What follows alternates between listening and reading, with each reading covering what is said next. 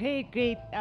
Thank you so much to our audience for being with us today, and very many thanks to Senator Crystal, not just for being here today, but for showing us that the impossible can be done. Thank you. So I'm hoping that this is going to be just a very sort of conversational conversation, and I'll also make some time for the audience to ask questions. I hope that's acceptable. These are very interesting days worldwide, interesting days in our country as well. But you are one of the most interesting people in our leadership currently, because you made this transition from music and the arts into politics and advocacy, and have done so with so much grace, with so much passion, with so much determination, and you have won such great, you've made such great achievements in such a short period of time that you really are an inspiration. So maybe we can start off by talking a little bit about that transition from the arts and into politics, and how that has not just been in terms of the chronology of it, but how that has felt for you. Thank you. Thanks a lot for having me. And I love these lanyards, by the way. They're very cute.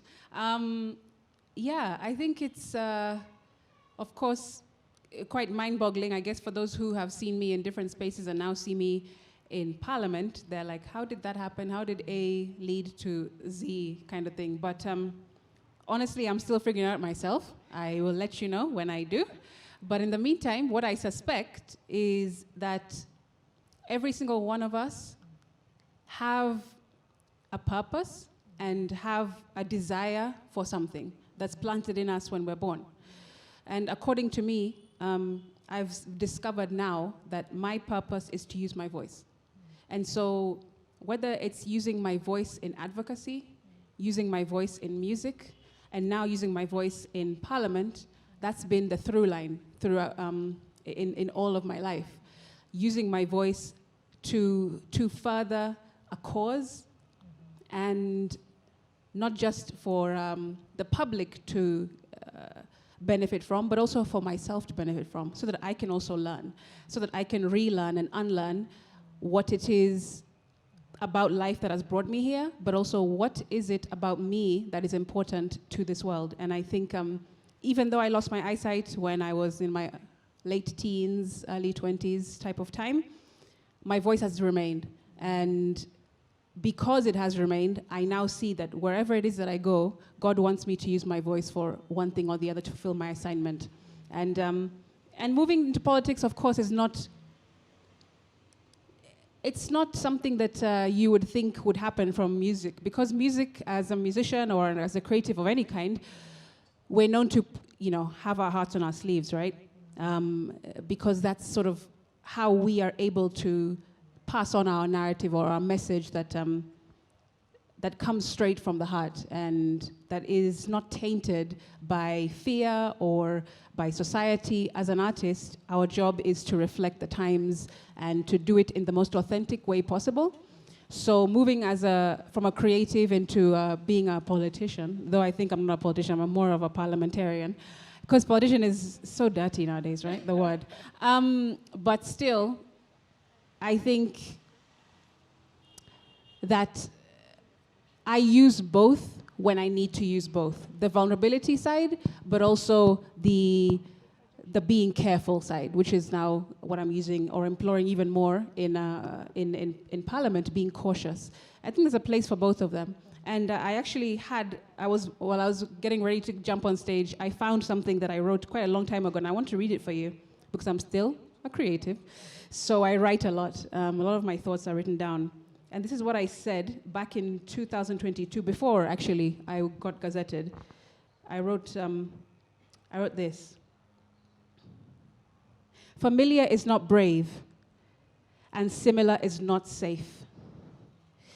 Where you are from won't compare to where you'll go if you dare to. There are things inside of you only the unfamiliar can call out of you. Walking out to the unknown is walking into the unknown of you. The unknown version of you, unknown to you. And you can only grow in the places that He will show, God. But it needs you to go so that He can call it out of you.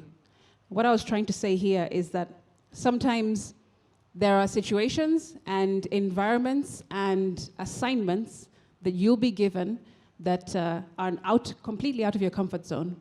But it's only when you pull yourself out of the comfort zone and allow yourself to go into the familiar that you'll realize that there is another version of you that you've never known, that you've never experienced, you never even knew was inside of you. And so that was me moving from a creative into a politician, because I was like, nah, I mean, come on, you know? Me with my bare feet on stage, you know, with my African jewelry, flowers in the hair, and then now you want me to go to parliament? But only the unfamiliar can call out of you what you never knew about you, so. Wow, I think that is very beautiful, and you know, I couldn't help but also think about my own the evolution in my own career or my life. Let me call it my life, as you were speaking. But I think before we move on into the the Persons with Disability Act, which I really want us to talk about today, maybe you can say a little bit about what you've had to learn and unlearn, and maybe you don't have to delve into all of it, but I'm sure our audience and anyone who would listen to this would benefit from knowing some of the things, some of the sort of like internal areas of expansion that are required when someone makes such a leap into advocacy within the government. Into advocacy within the government or into anything. When you're moving from, you know, something that looks from black to white or, you know, from A to Z, I think what I've learned is, number one, allow it to happen. Allow it to happen, even when you're unsure, even when you're uncertain, even when you're completely paranoid about what is out there. Again, my life has sort of been like, I can analogize it to a car. A car, I think people have heard this before, when you're driving at night, your headlights can only illuminate so far ahead of you, right? Yeah. It can, let's say 10 meters ahead. But you have to keep accelerating so that it can illuminate the next 10 meters and the next 10 meters and the next 10 meters. And so when I lost my eyesight, things, by the way, analogies and metaphors about, you know, light, darkness, sight, really became reality for me. And so that's one thing that for sure I keep imploring, just continuing to step on the gas, because the next 10 meters can only be revealed to you when you actually like dive into it. Second thing I've also learned with this transition is don't crush a lot. Don't crush as in, there's people who you think are one way, but when you meet them and you see them up close and personal, they're like, wow. So don't crush on your, whoever it is, your idols, your mentors, your local politician, whatever it is, because honestly, there are some fools in Parliament, and I say that with absolute confidence. There are humongous idiots in Parliament, and when you get up close to them, that's when you see like, oh, this is it, this is who you are, this is what you're about. So I don't crush a lot. I remember my first maybe week in Parliament, I was with somebody and I was like, oh my gosh, this politician, like, wow, he's so this, he's so that, I've always seen. Then there's a time he came and told me, Senator Asige, we are colleagues, we're not friends. And I was like, damn. Me being in a creative, like I said, heart on the sleeve.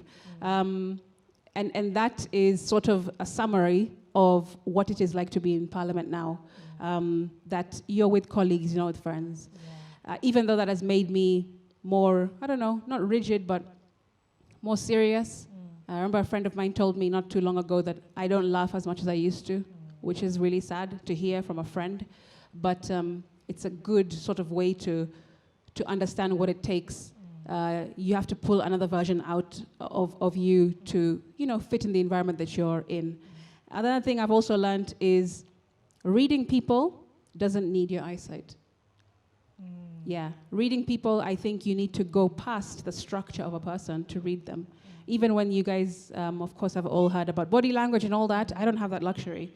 And so how do I sit in a meeting? How do I sit in some kind of a gathering and read a person and understand, is this somebody who is an ally or somebody who I can trust, someone I can confide in? So it takes as well another sense for me to tap into. And I would also say in transitioning into anything, you need to remember who you are. you need to know who you are actually before you go into it. Because, for example, even when I went into my situation in music a few years ago, I went into the industry, and I've been doing music for a very long time, but this is a situation I'm talking about now. I'm giving this example. I already knew who I was. I wasn't the kind of person who's starry-eyed and can be swayed or manipulated easily. And so when I went into this situation, I think me being a curious cat, always asking questions, always, or not being satisfied with what I'm told first, and trying to go deeper and deeper into something, because I'm a creative. We like going deep, you know? We like to know what is beneath, because that's where most of the juice is, what is beneath. So when I asked too many questions and I was too curious and I knew myself too well and I was sort of, comfortable in my own skin, people didn't like that. And so I was the first to go. And also because it's male-dominated where I was. So there were, elements of that as well, for sure. What I would definitely say for anyone in the room, I think that creativity is in absolutely everything. So even if there are people right now who are writers or anything that you are, but that touches on creativity, that can be used in any other field, because I think everything requires creativity. Everything requires innovation. Everything requires somebody who thinks not just outside the box, but without a box. And I think that more creatives need to get into these spaces, because we need people with heart, with empathy, with compassion, who will see beyond what is, presented to them in the first instant. And I know it's something that everyone is like, just like I was. It's like, oh no, can't do that. It's too dirty. But use me as an example to see that you can step into a dirty, murky, dark place and be the light that it requires, right? Because that's who we are as creatives, because we're so open as people. So yeah, I think those are some of the things that I've learned. And I'm still learning. I'll still continue to learn. I'm sure I'll come back another time and tell you, actually, that thing I told you that day, it's all BS. Sorry. But yeah. Yes, yeah. Amazing, amazing. So one of the things that you have championed recently, and we must, congratulate you for this, is the Persons with Disability Act 2025. So the way I'm going to frame this question, yes, yay, yay you, and yay us, So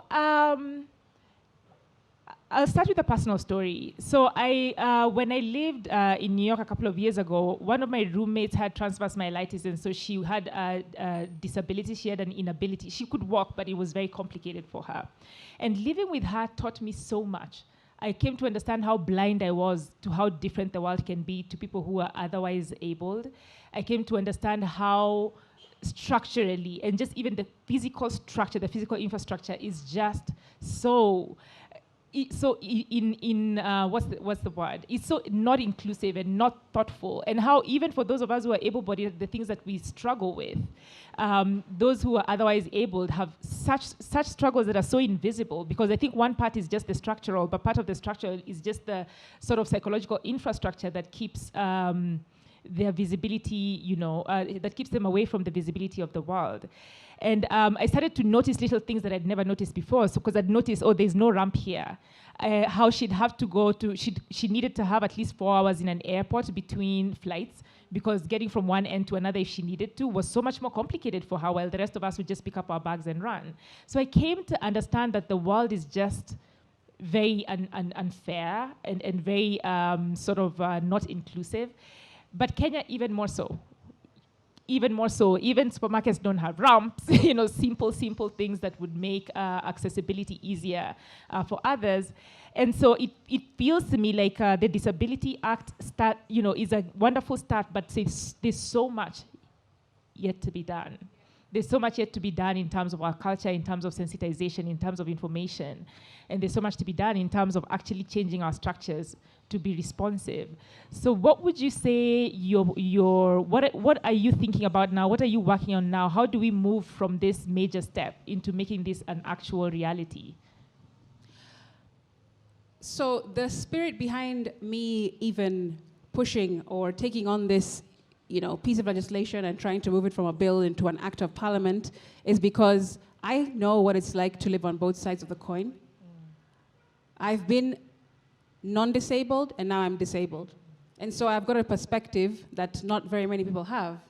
And by the way, I don't know if you know this, but research shows that when you ask people about disabilities, they usually say that they'd rather die than go blind.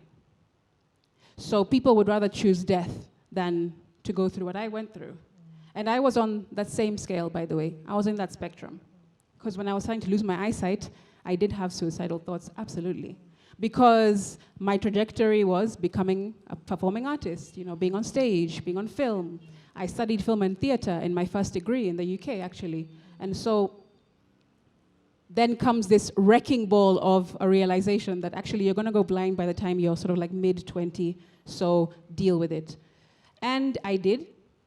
I also didn't at some point. I'm still working on it. It's still an ongoing thing. So that's the background to the PWD Act. So when I came back home from the UK, where there is, at least some support, or much more support for people with disabilities, I came back home and it was like, wow, culture shock almost, but reverse culture shock, because I couldn't go out by myself. I couldn't get into a matatu on my own. I couldn't go shopping on my own. I couldn't order food on my, things like this. It was far more difficult.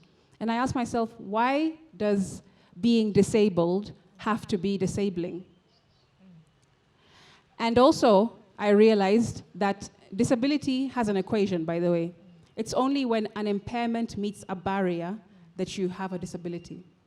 So if this was a pitch black room, all of you would be disabled, but I would be the one to be able to read my phone with my screen reader on the phone and my AirPod. So then it would be reversed, because your inability to see in the dark or to read in the dark then gives you a disability. But then I'd be abled, right?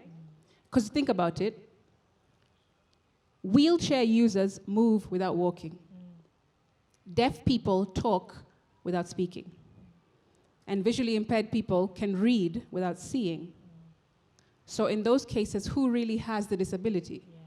Is disability this, or is disability up here? So with that, I'm very philosophical, by the way, sorry. So with that, and I came back home, and I realize that I'm not a very good disabled person. I suck at being disabled, because I'm like, no, I can do that. I just need to find a way around it. I can do that. Just give me a second. Let me figure it out. Let me find a way around, through, under, whatever it is. I'll do it. So with that attitude, that spirit that I've always grown up with, being a problem solver, and also seeing examples of people solving problems across the world. Everything that we have today is because somebody solved a problem. When we realize that it's not adequate to have an event in the sun, people invented a tent. And when you realize it's hard to stand up for a long time, people invented a chair. So problems are always being solved around us. So I thought, how do I solve this problem? And went forward to, when I came into Parliament, immediately, day one, when I was sworn in, I literally, day one, began on this journey of writing and pushing for the PWD Act. And I almost want to be the person that I never had when I was going through my disability. Somebody who can advocate for me, somebody who can say, actually, don't look at her disability, look at this ability, and this ability, and this ability. And that's what I hope the PWD Act will do, because now we are moving from a charity-based model to disability, and I instead demanded through the Act a human rights-based lens to disability. It's not that it'll be nice to have a ramp, it'll be nice to have a talking lift, or it'll be nice to have a PDQ that is not just touch screen, but also has the buttons so that people with visual impairment can also pay for their bill. That is now a right. Yeah. It's not just a nice to have, it is a must have. And I think that having somebody who could have advocated for me in the way that I'm trying to do for other people who don't have a voice, or rather who are not in this position that I am in, I think that is what is required of all of us, to step in front of a problem and say, you know what, even though this doesn't, if you don't think it affects you, or if it doesn't affect you as much as somebody else, step in front of it and be the person to bring forward a solution. Because this earth and this Kenya of ours has many problems. It needs people to step up and to offer themselves, even if you don't have the entire solution or the entire picture in front of you. Be like me and think of yourself as a car in the night with your headlights. You need to push through the first 10 meters to go and see the next and the next and the next. So I don't think it's a perfect piece of legislation. I think that I did my absolute best, and I carried every PWD with me that was on board to support and give their thoughts and give public participation views. So it's not a Crystal Asige act. It is a Persons with Disabilities Act. It's not just my own. It's been done for us and also by us, and also for people who are non-disabled, because you guys have to change your minds. Yeah. If you guys don't change your mind, then that PWD Act does not come alive. You have to change your mind about what disability is. You have to not think of it as someone is sick, someone is challenged, someone is, oh, that's so unfortunate. It should be like, man, you have a disability. Wow, you probably think really different from me. Wow, you probably have learned how to live life in ways that I would never have even considered because of your disability. You've had to find a way around things that I could never have been able to tap into because I don't have a disability. So it's you guys as well that has to change your mind as non-disabled people and be willing to learn from us. Because do you know, by the way, that text messaging, for example, was created as a solution for deaf people to communicate? Yeah, there was somebody in the early 80s who had a deaf friend and couldn't communicate with them because back then it was like the krrr, our rotary, phone. Couldn't communicate with the deaf friend. So he invented through the huge mobile phones at the time an SMS system to be able to just type your message and then the deaf friend could reply. And then now that's being used by every single one of us. And we've forgotten the genesis of the text message innovation. Same thing with the keyboard on the laptop. That was created for visually impaired people who cannot use pen and paper to type out their thoughts. And now we all use it on our tablets and things like that. Same thing with the automatic car. That was actually invented as a solution for somebody who did not have the use of his legs. So he could use his crutches to press the brake and to press the accelerator as he steers the steering wheel. And so all of us use these innovations, and we don't actually know that they came from people with disabilities. So if you change your mind and think you guys have a solution as a PWD that we could never tap into, then we'll see real collaboration. And I think that our societies will become far better if we included people with disabilities. And that's what I'm hoping my act will do, is to make you guys realize that, these guys are pretty phenomenal, and they can help solve so many problems if we just bring them onto the table and create an environment to which they are able to give us their best. Yeah, that reminds me of something a friend of mine who works with disability says, that if you think of a just society as the society that takes care of its most vulnerable, then that society would be one that is built to make the world an easy place to exist in for those who are disabled. Because then that would serve everybody, as you have just given in those examples, that each and every one of those innovations that make the world an easier place for disabled people eventually make life easier for everybody else. Yeah, absolutely. And that's why I say it's really important to be a creative, because you need to be able to tap into your creative parts of your brain to give these kind of solutions. Because those things that I mentioned, they're not people who are, I don't know, Elon Musk's or Einstein's. They were just human beings who saw a problem and they were like, let me try to use my creativity to try and solve this problem for my friend. Yeah. So there you see there's innovation there, there's creativity in that, and there's also compassion in that. And I think that people here, especially creatives, not just, those in who do literary works, but any kind of creative can really, really push and lean into to support the most vulnerable people, absolutely, in society. Yeah. So, so beyond disability, you have this interesting intersectionality where you're also a young woman in parliament, which means, as much as the world is trying to change its language, it's trying to change its frame of thinking to be more inclusive to the non-traditional sort of leadership that has been predominantly male, in most of the world white male, in our parts of the world black male, but nevertheless male, older, you carry all these intersectionalities. And on the one hand, there is definitely a push towards progress, but there is a backlash against progress. And we can all feel the backlash against progress. Some of us in our workplaces, some of us, like the work that I'm trying to do with women in politics. So how have you not only just experienced it, but how do you transcend in a space that can sometimes make you feel as though, as though your existence in that space is unwarranted, as though it's it's just tokenism, as though, is that an experience that you have had, first of all, because perhaps you haven't, but if you have, how does one transcend and still, still pursue some of this very sort of potentially even niche projects that are very specific to the things that are your lived experience without falling into that sort of categorization? I'm wearing a T-shirt today.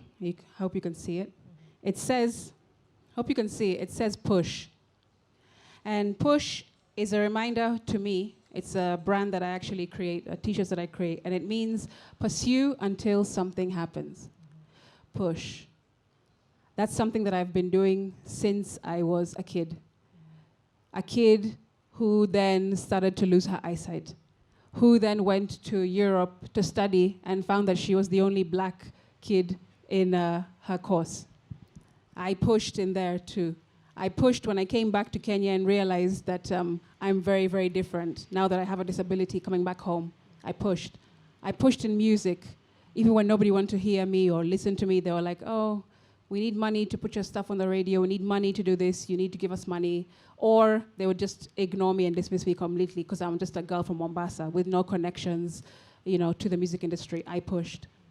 And then through that, in my political party, I pushed. And now in Senate, I am pursuing until something happens. So I would say that that's one thing that all of us need to do. Whatever it is that you feel is a barrier or you feel is an obstacle or a challenge that you need to get around.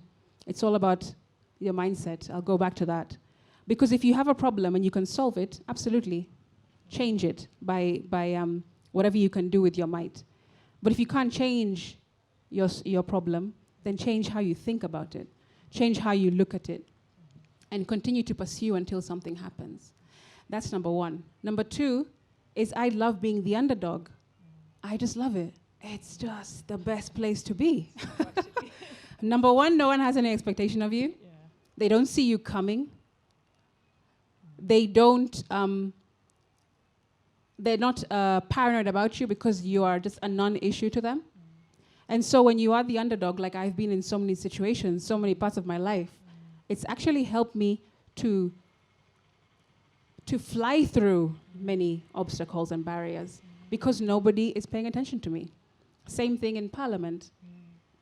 I don't go in there aggressive. I know there's some parliamentarians, women with who are in politics, who that's their strength, going into somewhere like wrecking ball style, just like like an X-Man, type thing, one of the X-Men. Yeah. Cool, and that works beautifully for many people. For me personally, and I represent the group of women who are just like, you know what, we're into soft power. Yeah. We're into a controlled, a strength under control, pardon me. That's what we're into. That's what works for us, and that's what works for me, and it's been working for me for a very long time. Mm-hmm. I don't rattle too many relationships. I try to stay silent. Has anyone read 48 Laws of Power? Yeah, there's one, I don't know which one it is, but it says, say less than is necessary. Yeah, I don't feel like every time I'm in front of a mic or in front of a camera that I've got to speak and shout and things like that. You need to be intentional when to speak and also intentional when not to speak. Because many people know when to say something, but not many people know when not to. I think that's very important in politics when you have an environment you're in, which is like playing a game of chess. Yeah, that's really important. And so that's what I also implore. I also respect people. Yeah, I think that's something that has come from the creative industry because we're all sort of like hustlers in the beginning, like we're all trying to get out of the mud. You meet up with a friend and let's just do this small production, like let's get together, do the small play. No one is looking for profit or to gain an upper hand over the other. There's no like crabs in a bucket type thing in sometimes. But you know what I mean. That's not our operating system as creatives. And so I think that has helped me as well, going to Parliament and say, I'm going to respect absolutely everyone. I'll respect the president when I'm in front of him. I'll respect the speaker when I'm in front of him, just like I'll respect the person who's serving me tea, just like I'll respect the askari at Parliament, etc., and be respectful, because every single person is going to be needed in your agenda. Don't burn bridges as much as you can. There are those, of course, you will realize are not an ally, are not somebody that you can work with or are for your cause, but just sort of like give them a slow fade away, like a shh. That's what I would do. That's what I do all the time. So what I'm trying to say is that you need to understand what environment you're in and then what tools from your toolkit to pull from in every single one. And also understanding people is what is required in politics. If anyone here did psychology or is into like that kind of thing, understanding behavioral science, that is so important, I think. Because once you understand what makes someone tick, what entices someone, whether it's like stroking their ego, or maybe they're really prideful, or maybe they want money, or maybe they want notoriety, then you understand how to relate to them. And as an actor, because that's what I studied, I am good at sitting in front of someone and going like, okay. That's wonderful. Oh my good. Oh, you're so smart. You're Mweshimiwa, you're so smart. Yeah. And then they leave there feeling like, man, that was a really good conversation I had with Senator Asige. But really, I've done nothing apart from just mirror what it is I have realized they're into. So these all these soft skills and skills I think creatives are very aware of, because that's where we, like I said, we work from the heart and the spirit and the soul. I think it's very much needed, rather than just having technocrats only or politicians who are about just their own interest. Yeah, and I think that brings us very naturally to the next question. I mean, it is impossible for us to have this conversation and not touch on the very sort of painful political dynamics that are going on in the country at the moment. Young Kenyans are suffering. There is a groundswell of sort of discomfort and what's the word? A sort of rejection of status quo. And in this context, it must be extremely complicated to participate in that system. And beyond just that, as a creative, I know you know Shakespeare very well, and you know in Julius Caesar, where he talks about how power corrupts almost imperceptibly. That it is almost, it's easy to stand on the outside and look at those in power and think, what on earth is this? Why do you think this way? Clearly, you don't see the world that the rest of us do. But for them to have gotten there, it happens almost imperceptibly. It's like, the gods make you mad, So how does one, with the sort of values, because you have spoken very strongly on the floor of Senate at times that have been very sensitive in this country in a way that has resonated with the pain that people are experiencing. It has resonated with the values that people are espousing. And for that reason, you're one of the most beloved, people in parliament. So how do you maintain that? How do you keep yourself grounded in yourself? But secondly, how do you ensure that over time, power does not corrupt you? Wow. I would probably say that somebody looking at me could answer that question better. But I think, from my perspective, that money and power only amplifies a person, who a person really is. We've all heard of this, right? And so when you give somebody an opportunity to be amongst power, influence, and so on, that's when you see that person's true character. And I think a lot of it has something to do with physical eyesight, because it's your physical eyesight that makes you desire one thing or the other. A big car, multiple houses, lots of trips, jewelry, looking at people in the crowd like, with placards and, raise you up. That sort of yotama, it comes from what you're seeing, I think. And a lot of the time, because I am somebody who can't see, physically anyway, I don't look to my left or my right. I actually focus on just what is ahead of me. The small assignment that I have is always very clear in my vision. I don't get distracted like somebody who is has eyesight gets distracted. And so I don't compare myself. I don't look at, oh, look at that babe. She's got such neat, cute shoes on. How much are they? $400? Oh, yeah, let me look for some money to get that. I don't do that. I do not want what other people have. I just want what I have. I'm a very simple person, as you can see. I'm not a complicated human being.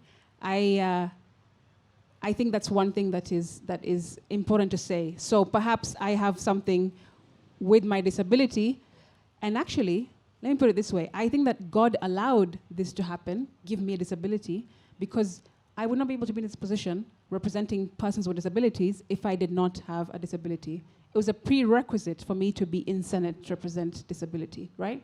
So that's one thing. And then second thing, I think, is God also realized that it's through the eyes that people, have this desire. And so everything has worked for my good. Every single thing has worked together for my good, ultimately. Second, I think that holding principles, just like I said back then with the music and what I sort of went through a few years ago, you need to know who you are before you walk into a new space. You need to have people around you, your inner circle, your 2 or 3. It doesn't need many people. Who can remind you, like, that's not who you are. Or you're messing up. You have to do that differently. You need that as well. Knowing who you are before you step into a new position. Because I think that leadership is not really even a position. Leadership is character. That's what I think leadership is. Leadership is mindset. Leadership is empathy. Leadership is being able to solve a problem when you see one. I think that's what leadership is really, ultimately, rather than you have this title or that seat or you're in this office or that boardroom. So I think that every single one of us can do that and are able to do that. But of course, there are people who are more prone, like you say in Julius Caesar, who are more prone to stumbling and falling. And I'm not trying to say that I'm some sort of like messiah, because I'm not saying that in 2 years' time, something will not tempt me.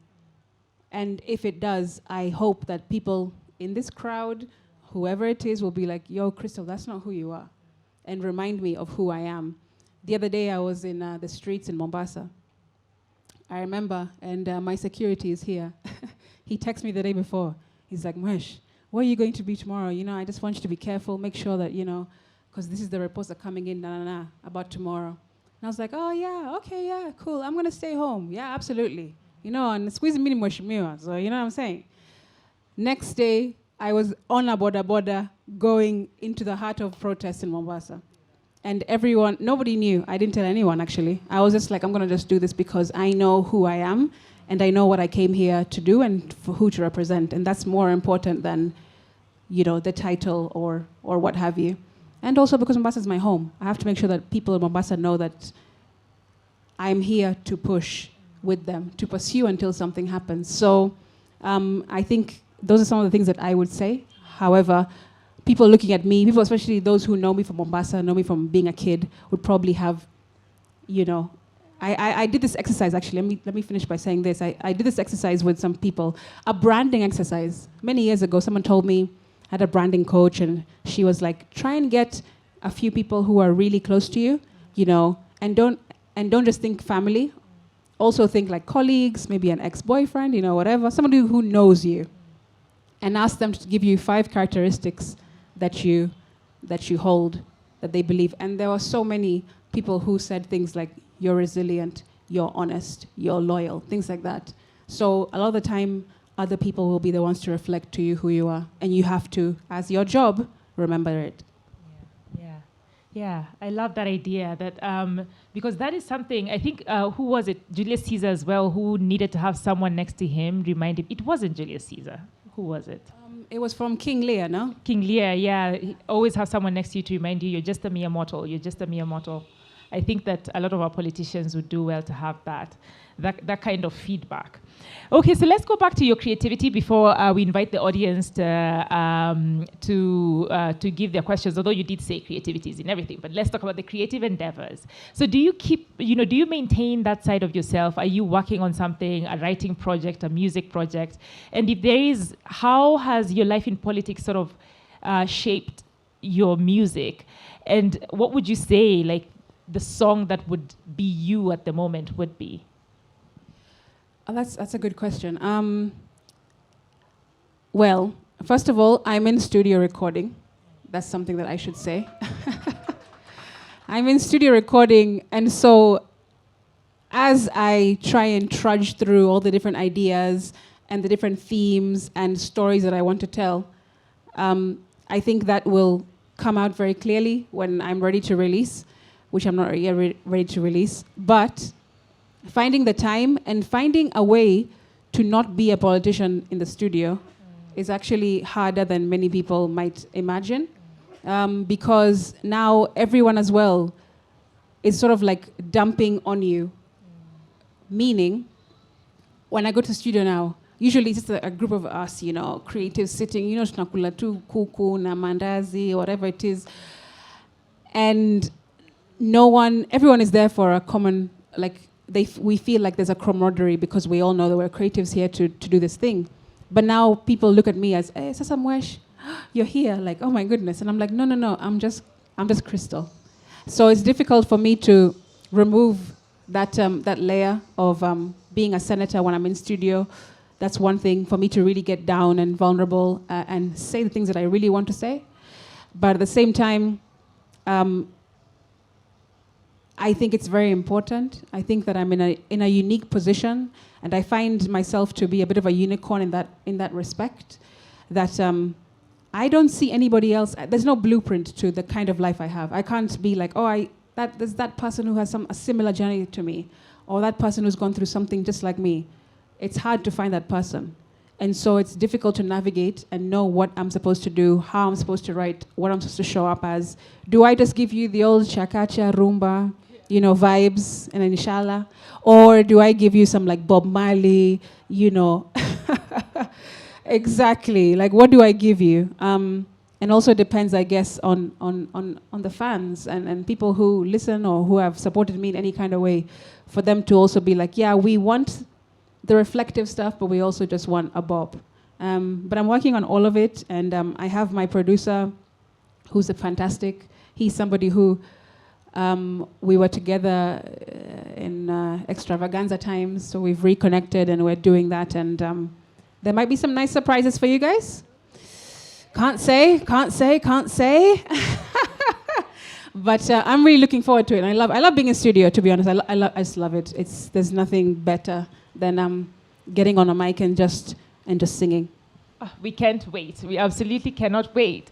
So I think we have a few more minutes. I think you can give me an indication. All right, great. So I'm sure there are people in the audience who have something they would like to ask.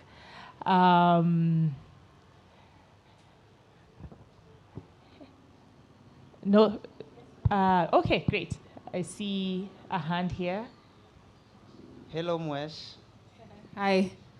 Okay, my name is Edward Oloch.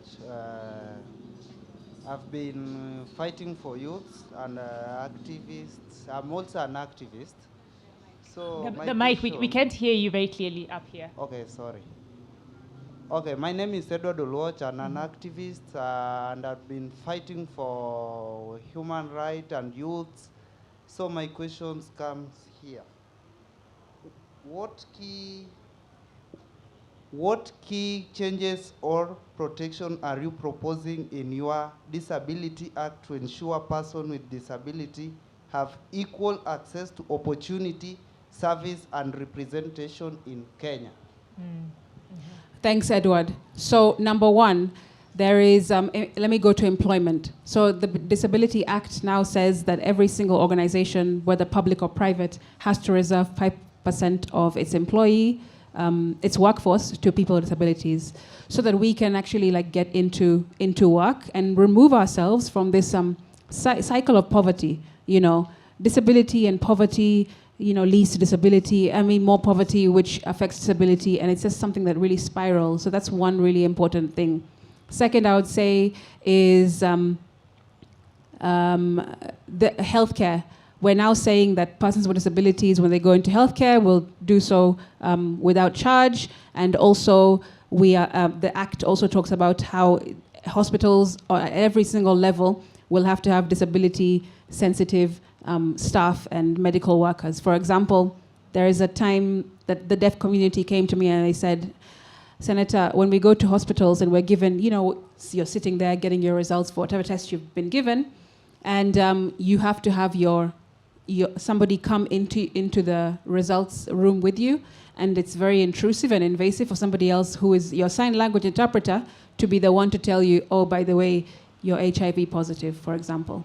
That defies, the privacy laws. And so in the act, we're saying that hospitals and even the Public Service Commission should have a new cadre for not just for interpretation, but also when you're studying or when you're training to become a nurse or a doctor, you need to at least go through a unit which talks about disability sensitivity training, so that you can, as the doctor, communicate directly with the person with disability and not through their assistant. Next, there is tax incentives as well for organizations that support disability. So if you have workers or employees, if you retrofit your building, if you buy equipment to support a person with disability, you can apply for tax exemptions as well, because of that extra cost that you have undertaken or you have taken on board to accommodate a PWD. So that's there as well. Tax incentives for parents and caregivers of PWDs is in there for the first time. I realized as a VIP myself, my parents really struggled to put me through school and to just basically help me to get to where I am today.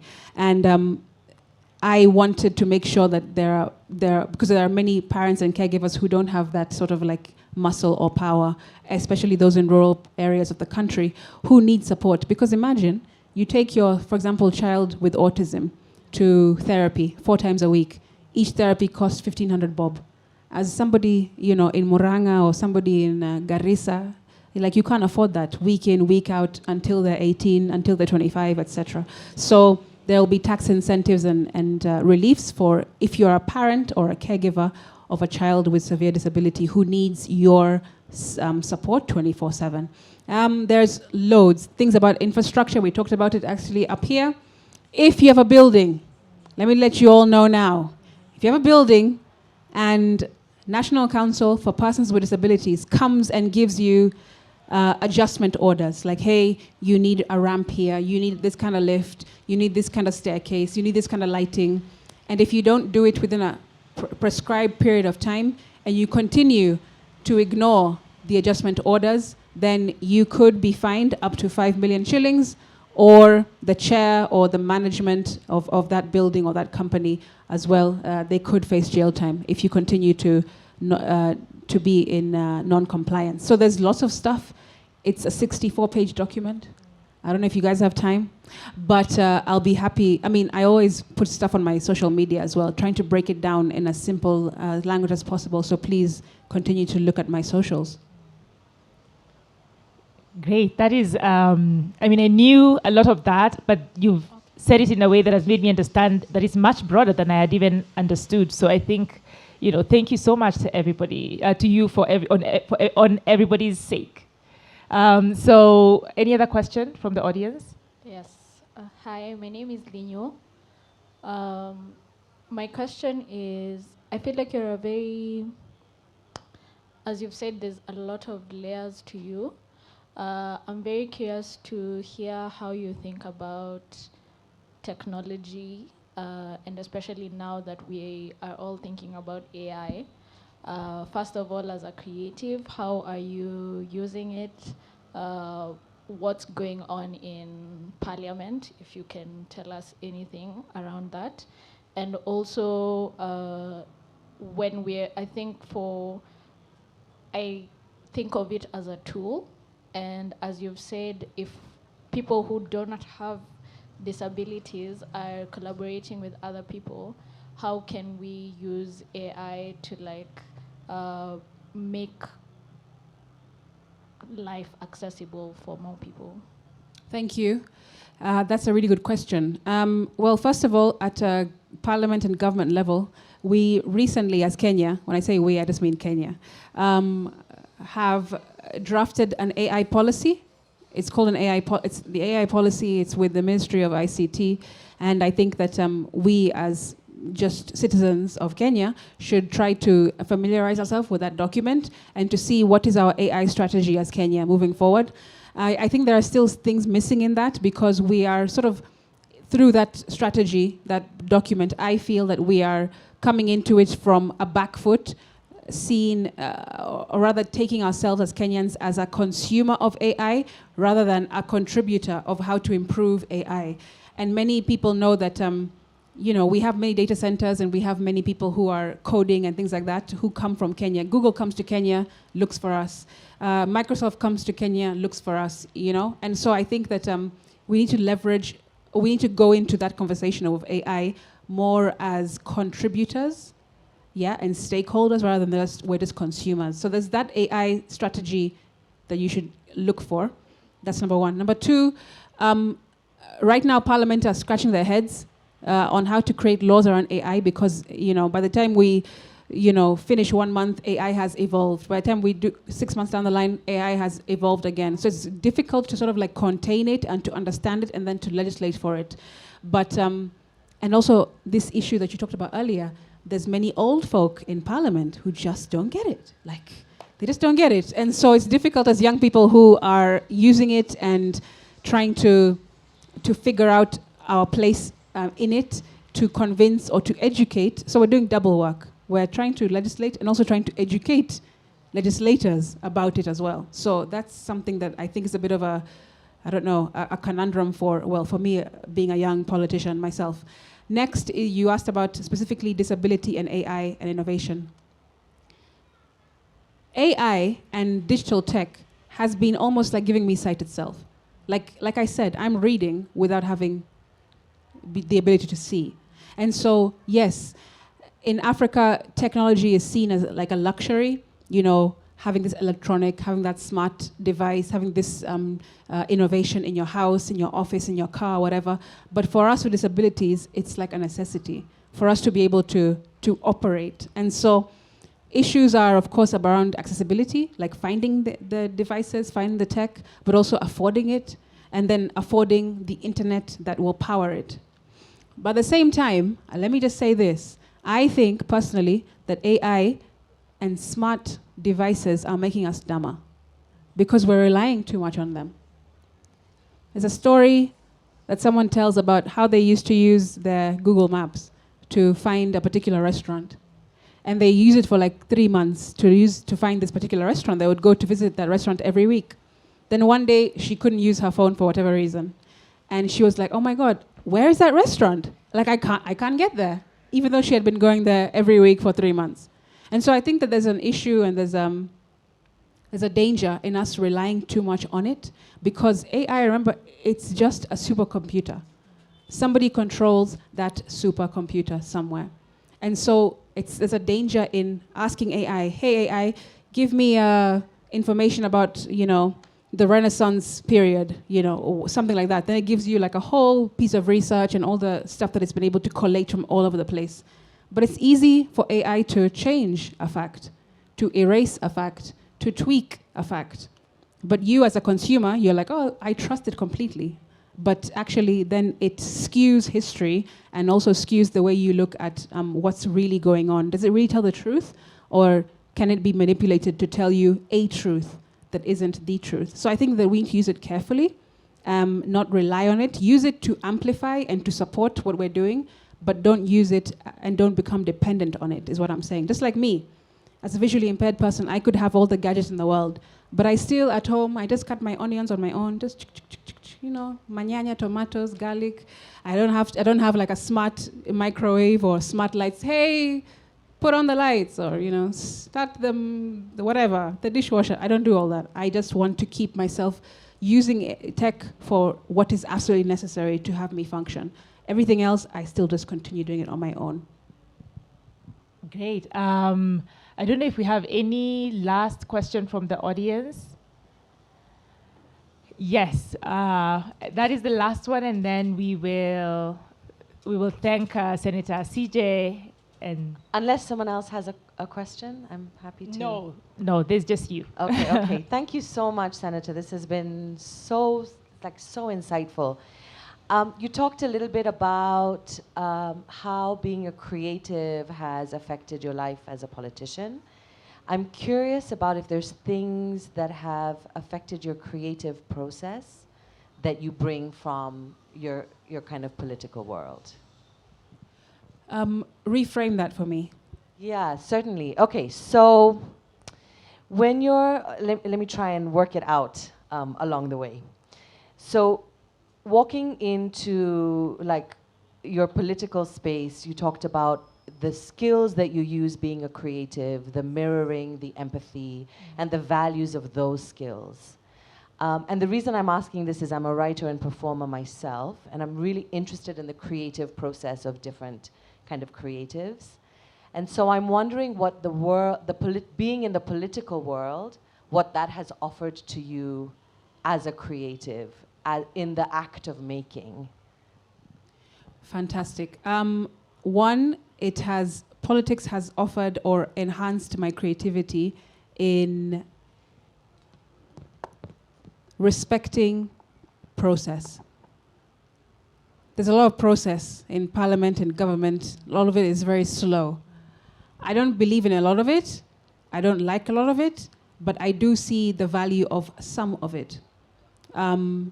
Having stage after stage, protocol, having ways that things have to happen, boundaries and things like that. I think that supports me as a creative, because now when I go to studio or I meet creatives, I'm not spending 2 days doing what can be done in like half a day. Because I'm like, okay guys, we said we're gonna meet at this time. There's no like story, how's the weekend, etc. Let's sit and like meditate. I think I'm more focused in that way. Secondly, politics has offered me, that supports my creativity. I think politics has also offered me the benefit of understanding that every single person can work like toward your goal. There isn't like somebody who, oh, that's not somebody I can work with, or that's somebody I can't talk to that person because, you know, my feelings, you know, or my intuition, or my whatever it might be that I would have done a lot of when I was just a creative.